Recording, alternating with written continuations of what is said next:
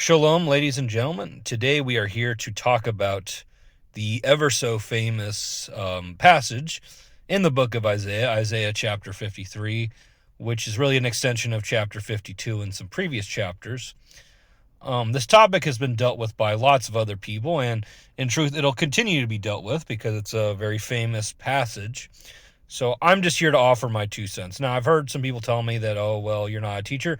And they're right. I'm not a teacher. I'm just here to give my own thoughts on it. My opinions are mostly just based on what other people have said about this passage. So I would always point somebody to Chabad.org, or if you can find a good rabbi to teach you about these passages, I would point you to them.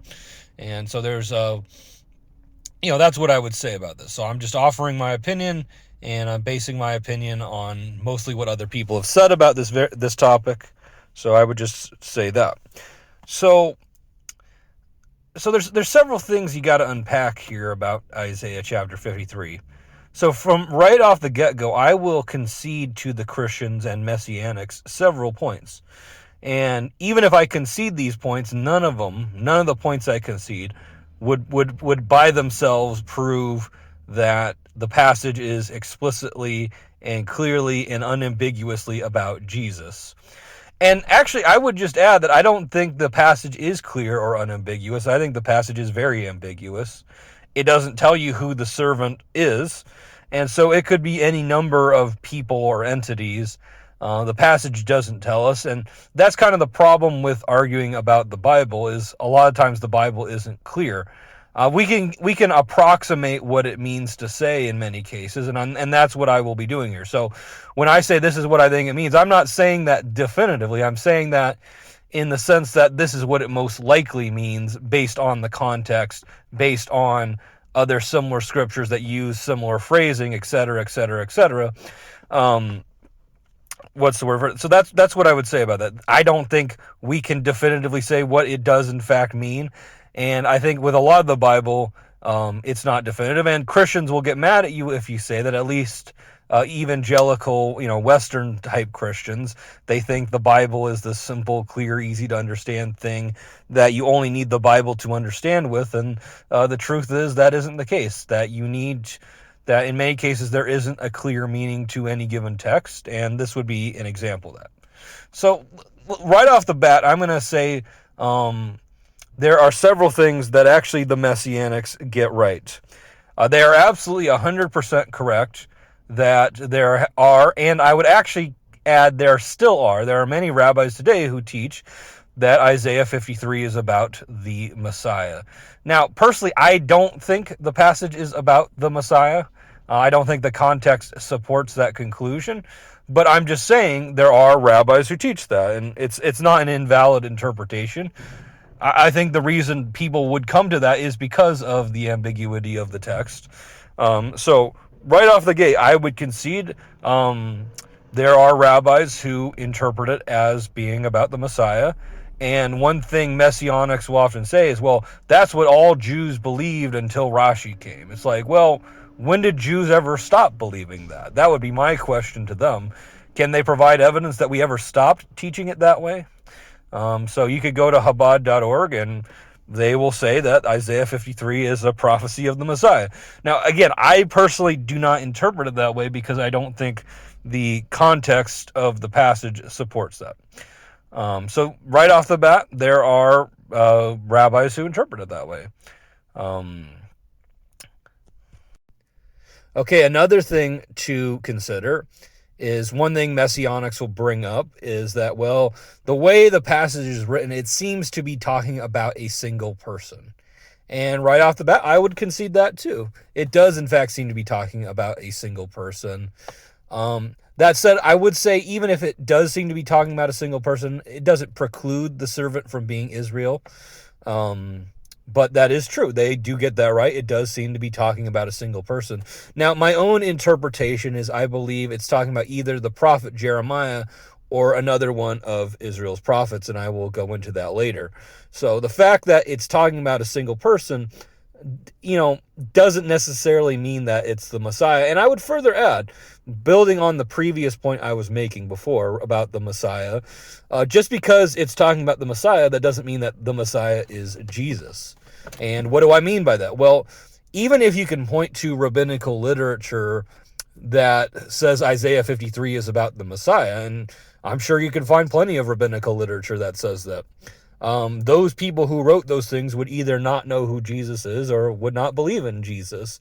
And their conception of the Messiah would still be different than a Christian understanding of what that is. They would still understand the Messiah to be some sort of a national political leader of sorts. I mean, there's different conceptions.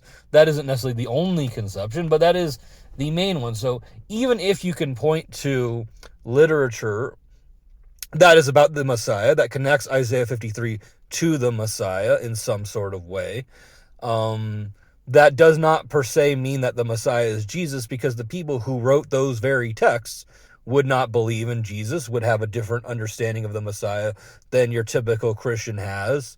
And so even if we could definitively prove that Isaiah 53 is a prophecy of the Messiah, that does not mean that the Messiah is Jesus. And in fact, Christians will bring this up all the time, that, well, Isaiah 7:14 can't be a regular birth, because a regular birth isn't that much of a sign. There isn't very much special to a regular birth. And I would disagree with that. I would point to Isaiah 8:18. But regardless, but they don't apply this same logic to dying. Here's the thing about dying. People die like literally all the time. People die every minute of every hour of every day. Dying isn't really all that special. So, let's just say, okay, Jesus died. Well, then what? What does he do? He's dead, and he's been gone for 2,000 years, right? Just because you could point to the fact that Jesus died a martyr's death, that doesn't give Jews a reason to believe in Jesus, because he didn't really do anything else, right? For Jews, the reason we don't believe in Jesus is because we have no reason to. There was no other sign other than the fact that he died and he's been gone for 2,000 years. So that's something you have to consider. So even if you could prove, okay, this is about the Messiah, all you would be proving is that is a necessary but not a sufficient condition. The Christian thinks, okay, we've proven this is a necessary condition, therefore it's a sufficient condition. That is not true. Even it's similar to the whole thing about riding into Jerusalem on a donkey. Well, guess what? I could get on a flight to Israel tomorrow, rent a donkey, and then ride it through Jerusalem. Would that make me the Messiah? Or I could die tomorrow. Would that make me the Messiah? Right? So they choose these very unremarkable things as proof of Jesus being the Messiah, and honestly, that would not prove that Jesus is the Messiah. I would also add with Isaiah 53. Now, sometimes rabbinic writings will take it literally, right? They will literally say that the servant is the Messiah, but in other cases, they're just applying a passage to the Messiah. So even to the extent that they teach it, it isn't always on a literal sort of level. And I will say, even though I will concede several points to the Messianics, right? I find their approach to be kind of hypocritical in a lot of ways. They just love rabbinical literature, right? Messianics and Christians, they love to quote mine rabbinical literature to argue for Jesus or whatever. But then they'll tell you that rabbinic Judaism is like the most evil and satanic thing ever, that it's of the devil or whatever. And the problem with that is I just see that as being hypocritical. To quote their own apostle James, they are double-minded in all their ways. So if you love rabbinic literature so much, why not just convert and become a Jew? Why straddle the fence and spend all this time quote mining rabbinic literature if you hate Judaism so much? So to me, I find that to be especially hypocritical. Another claim that is made by Messianics and Christians is that Isaiah 53 is quote-unquote banned, and you're not allowed to teach that as a Jew. You're not allowed to read it as a Jew. And my question to be is, where is your source on that? Like, where did you get that from? They mostly base this on the fact that Isaiah 53 is not included I believe in the Haftarah readings. But here's the thing about it. Lots of other verses are not included in those readings. So the fact that Isaiah 53 is not included in those readings does not mean it is banned. It's just not included. Whatever the category or criteria was for including or not including readings, it just didn't pass it. And that's it. But there's no prohibition on reading Isaiah 53. We have English translations of the Tanakh written by Jews, right? Jewish translations in English of the Tanakh. We have commentaries on it. You can go to Chabad.org, which will include both a translation and Rashi's commentary. So the idea that we're, trying to hide or conceal Isaiah 53 because we just really don't want people to believe in Jesus is just nonsense. It's like again, where is your source for that? And people just make things up, and that's an example of people making stuff up that isn't true. So you can go to any synagogue, there'll be an English translation of the Tanakh, there'll be commentaries on the Tanakh. So even if they wanted to keep people from reading it, in 2025 we have the internet. And even before the internet came, there were English translations of the Bible. Maybe they wouldn't be Jewish ones, but there would be ones by Goyim, and the Goyim themselves would try to use it to convince you. So it's not even like you could avoid it if you wanted to. They're going to bring that up to you. So this whole idea that rabbis are actively working to, hide Isaiah 53, or some other guy said, oh, they're trying to keep it on the down low. No, there's no such thing happening. No Jew is kept from reading Isaiah 53. Now, you might run into a Jew who's not very knowledgeable of the prophetical readings, but the reason for that would be that the prophets sort of have a lesser role compared to the Pentateuch. The Pentateuch, or Torah, or Chumash, has greater importance than the prophetic books because we don't establish any sort of Jewish laws from the books of the prophets. The books of the prophets, we read them because they've been canonized, but we don't establish any Jewish law or halakha from them. So Judaism sort of has a hierarchy where the Torah has more importance than the prophetic books do. We don't treat every part of the Tanakh as the same, and for that reason you might run into somebody who's not necessarily very knowledgeable of the prophetic books, but is a lot more knowledgeable of the Pentateuch. Okay, so another argument Messianics will give for why this has to be Jesus is they'll argue, well, you see, the servant is sinless and only Jesus was sinless. Well, first of all, we can't really prove that any individual is sinless, whether that be Jesus or anyone else. Secondly, it actually doesn't say that the servant is sinless. It says that there was no guile and no deceit. And there was no violence, right? So, or I think guile and deceit are just translations of the same word. There was no deceit and no violence. Well, here's the thing about that. Violence is not always a sin, and sometimes God himself does it. Sometimes God himself commands violence be done, and deceit isn't always a sin, because God sometimes will send lying spirits and will command people to lie. So the idea that that implies sinlessness is just kind of ridiculous. Okay, so another argument Messianics will give for why this has to be Jesus is they'll argue, well, you see, the servant is sinless and only Jesus was sinless. Well, first of all, we can't really prove that any individual is sinless, whether that be Jesus or anyone else. Secondly, it actually doesn't say that the servant is sinless. It says that there was no guile and no deceit. And there was no violence, right? So, or I think guile and deceit are just translations of the same word. There was no deceit and no violence. Well, here's the thing about that. Violence is not always a sin, and sometimes God himself does it. Sometimes God himself commands violence be done, and deceit isn't always a sin, because God sometimes will send lying spirits and will command people to lie. So the idea that that implies sinlessness is just kind of ridiculous.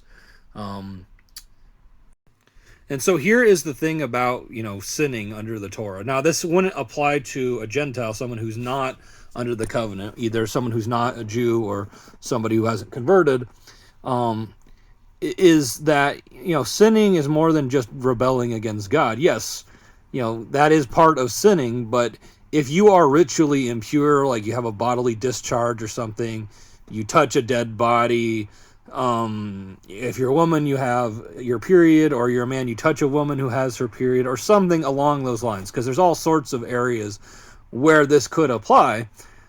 You know, if somebody is ritually impure, they technically are sinning, and you have to, you know, be ritually purified, either through offerings or through some other means.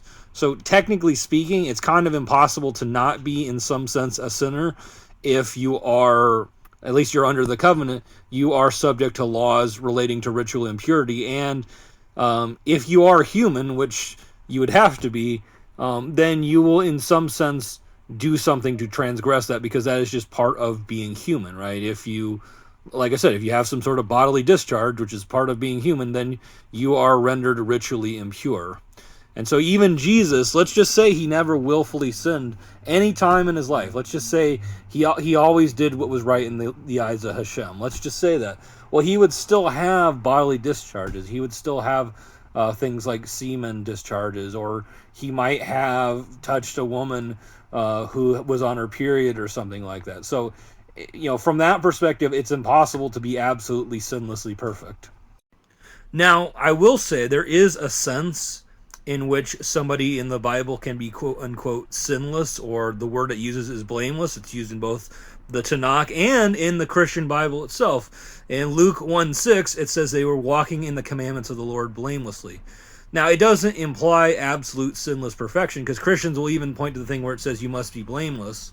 Well, in any case, none of these verses imply absolute sinless perfection. So Jesus was probably blameless in the sense that you could be according to the Torah, but he was probably not absolutely sinlessly perfect, if you want to believe that he was in some sense blameless. I'm not sure if he was or wasn't, because we're just sort of relying on what the New Testament says there. So according to the New Testament, you yourself can be blameless, Luke 1:6. And according to the Tanakh, there's several places where people are said to be spoken of as blameless, and I will post a link to it was a Muslim website, but they're quoting the Bible to show that there are people in the Bible other than Jesus who are blameless. Like, for example, in the book of Proverbs 2, chapter 2, verse 21, for the upright will live in the land, and the blameless will remain in it. So there is a sense in which even you, yes, you, who isn't Jesus, can be sinless. And therefore, even if sinlessness was a criteria for being the suffering servant, other people have met that criteria. And further, also consider this, right? Because one thing Christians and Messianics will say a lot, right? This is one of their arguments for why it has to be Jesus, is, well, only Jesus can die for your sins, because only he was sinless or sufficiently righteous. Well, here's the interesting thing about that, right? Here's the interesting thing about that. The New Testament doesn't even itself really teach this idea. So let's go to 1 Peter 2:21. For even hereunto were ye called, because Christ also suffered for us, leaving us an example that ye should follow his steps. Okay, so what's the interesting thing here? It's talking about Jesus' sufferings, and it's saying that you can follow in his steps. And, you know, it talks about how he did no sin and there was no guile found in his mouth. So, again, even if you think the servant is sinless, well, you can do no sin in the same sense that Jesus did no sin. So, according to Peter, you can follow in Jesus' steps, and you can do no sin. You can die for people's sins just like Jesus did, according to 1 Peter 2:21 to 2:22. And one thing I forgot to add, and I forgot to address early on in the video, and I'll just address it here. Another thing the Christians and Messianics get right is there is a sense in which humans can die and atone for people's sins. It doesn't necessarily mean that the human death itself replaces the sacrificial functions of the law. The law never allows that to happen, but there is a sense in which humans can die and be sacrifices. And they'll very often point to that verse in the Talmud where it says that the death of the righteous brings atonement. So they actually are correct about that. Though it wouldn't necessarily mean what they think it means, where, you know, oh, well, Jesus died now, so we don't need animal sacrifices anymore. That's incorrect. You would still need animal sacrifices. That function of the law doesn't go away simply because somebody died for your sins. but there is a sense in which humans can, in some sense, be an atonement or bring some sort of tikkun or rectification in the world. So there is that verse about the death of the righteous bringing atonement. Though I would note, this is another area where Christian theology is contradicted, is it's the death of the righteous plural. It's not just talking about a single righteous person, one sinless human being among a human race full of really shitty people. It's just any righteous person can be an atonement according to that verse. So personally, I think the typical, maybe this doesn't reflect every single counter missionary or what every counter missionary believes. I think the typical counter missionary take on things like human sacrifice is an area where they fall short, and that is an area where messianics are going to find weaknesses. Now, with all that out of the way, I'm going to make my arguments for why I think the prophet Jeremiah is the best candidate for being the suffering servant. And I'm not saying this like definitively. I'm just saying this is why I think it is so, because I think the passage is kind of ambiguous, and maybe there's multiple levels of meaning in the passage.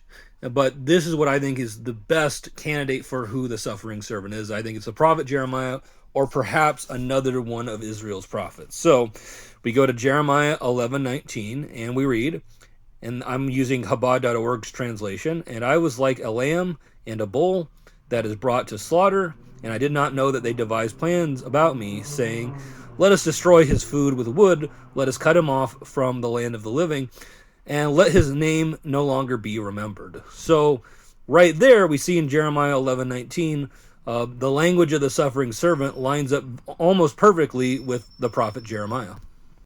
Now let us look at some further biblical evidence for why the servant could be the prophet Jeremiah. I think that's the best, most likely interpretation, or maybe another prophet, or it could be Israel, or it could be both. Ultimately, we don't know because the passage doesn't tell us. Like I said, I think this passage is very ambiguous, and we shouldn't read too much into it, or we shouldn't be too dogmatic about how we read this. So I'm looking at Isaiah chapter 49 on Chabad, Isaiah or Yeshayahu, if I'm pronouncing that right. So Isaiah 49 Isaiah chapter 49 verses 1 through 7. So let's read. Hearken, you islands, to me. Listen closely, you nations from afar. The Lord has called me from the womb, from the innards of my mother. He mentioned my name, and he made my mouth like a sharp sword. He concealed me in the shadow of his hand, and he made me into a polished arrow, and he hid me in his quiver, and he said to me, you are my servant Israel, about whom I will boast. So here we see Israel is being identified as the servant, though you could say it's Israel as typified by the prophet Jeremiah himself. And I said, I toiled in vain, and I consumed my strength for naught in vanity. Yet surely my right is with the Lord, and my deed is with God. And now the Lord, who formed me from the womb, as a servant to him, said to bring Jacob back to him, and Israel shall be gathered to him, and I will be honored in the eyes of the Lord. So, okay, so we see right here, the prophet is being identified as his servant, and as his servant, he's supposed to bring Israel back to him. So to me, the prophet seems to be the suffering servant of Isaiah 53 because it's the same word, and it seems to be referring to the same person. So the suffering servant, I believe, is the prophet mentioned here, who is most likely the prophet Jeremiah. And he said, it is too light for you to be my servant. So again, the prophet is again being identified as a servant, to establish the tribes of Jacob and to bring the besieged of Israel. But I will make you a light of nations, so that my salvation shall be until the ends of the earth. So said the Lord, the Redeemer of Israel, his Holy One, about him who is despised of men, about whom the nations abhor, about a slave of rulers. Kings shall see and rise, princes, they shall prostrate themselves for the sake of the Lord, who is faithful, the Holy One of Israel, and he chose you. So that's another parallel here, is that the servant in Isaiah 49 is despised of men. So would also fit the prophet Jeremiah, and it would fit the nation of Israel too. So I think the prophet Jeremiah is the best fit here, but it could also be the nation of Israel. And we can know that the same servant, Isaiah 49 and 53, because this servant is despised of men. Now here is a verse where we could make the case that the servant is Israel. This is Psalm 44. Again, I'm using the Chabad.org translation. So Psalm 44, verses 22 to 27. Let us begin. Will not God search this out? For he knows the secrets of the heart. For it is for your sake that we are killed all the time, that we are considered as sheep for the slaughter. So note the parallels with Isaiah 53 being like sheep for the slaughter. Awaken, why should you sleep, O Lord? Arouse yourself, forsake not forever. Why do you hide your countenance? Why do you forget our affliction and oppression? For our soul is cast down to the dust, our belly clings to the earth. Arise to assist us and redeem us for the sake of your kindness. So we see Isaiah 53 language here being applied to the people of Israel themselves in Psalm 44. So that concludes my video, just a short video, and Jeremiah 11:19, Isaiah 49 1-7, and Psalm 44 22-27 is why I think the servant is most likely Jeremiah or one of the prophets or the nation of Israel itself, or both in the same place. It could be about both. So that concludes this video. I hope you all have a wonderful day. Secondly, we can debunk this whole idea that Rashi invented the idea of the suffering servant being Israel. Again, Rashi's interpretation is just one of the many different interpretations out there. According to Origen, quoting Celsus on this very issue, he actually notes that Jews in Origen's day believed that the suffering servant was Israel. And we read, "Now I remember that on one occasion, at a disputation with certain Jews who were reckoned wise men, I quoted these prophecies, to which my Jewish opponent replied that these predictions bore reference to the whole people, regarded as one individual, as in being a state of desertion and suffering, in order that many proselytes may be gained on account of the dispersion of Jews among the numerous heathens. And in this way it shall be explained to them, thy form shall be of no reputation among men, and then to whom the message was sent respecting him shall see a expression, a man under suffering." So, according to Origen, Jews for centuries prior to Rashi believed that the suffering servant was Israel.